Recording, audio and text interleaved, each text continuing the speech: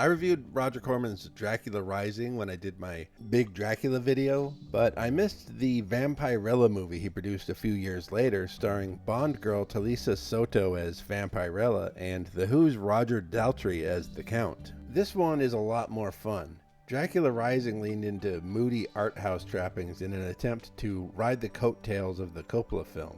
Vampirella is more along the lines of the cornball exploitation film you expect from Roger Corman. This is based off the comic character created by legendary super geek Forrest J. Ackerman, who gets a sort of cameo in the movie in the form of this author insert character who gets to make out with Vampirella. Do you have any idea how gorgeous you are? In the Vampirella continuity, vampires come from the planet Draculon, where blood flows through their rivers like water. Their curse is brought to Earth by Vlad Tepes, who was a warlord on his home planet, drinking the blood of his fellow vampires as a barbaric ritual.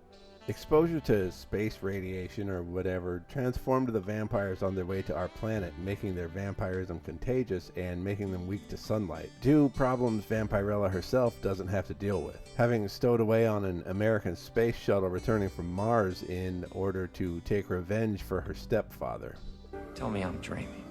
Vampires from space. Supposedly, this movie was a nightmare to produce, shot in the Nevada desert in temperatures exceeding 110 degrees Fahrenheit, and rushed into production for fear of losing the rights, resulting in far too many compromises on the part of director Jim Wynorski of Chopping Mall, Deathstalker 2, and Cobra Gator.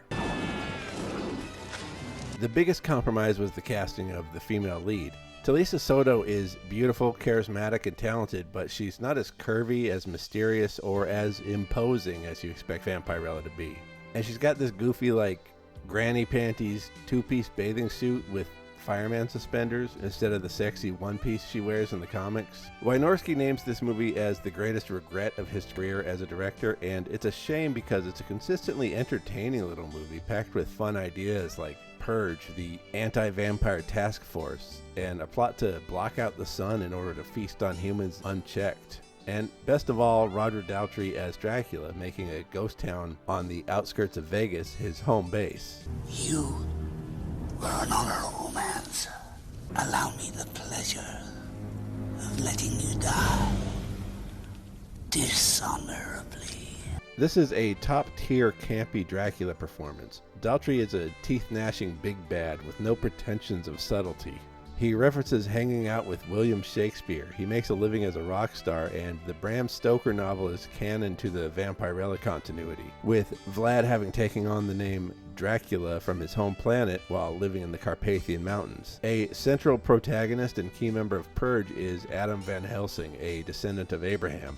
Daltrey was in another Dracula movie too, the made-for-TV film Dark Prince, The True Story of Dracula, where he plays the King of Hungary, an ally to Vlad the Impaler. This one does end with Vlad becoming a vampire, but it's primarily a Vlad Tepes movie, so I'll cover that one if I ever feel like watching every movie ever made about the historical Dracula.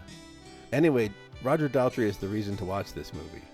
You bitch! You set me up! You mean she isn't one of yours? I owe the lady an apology. Or if you wanted to see what Life Force might have looked like with 1/25th the budget.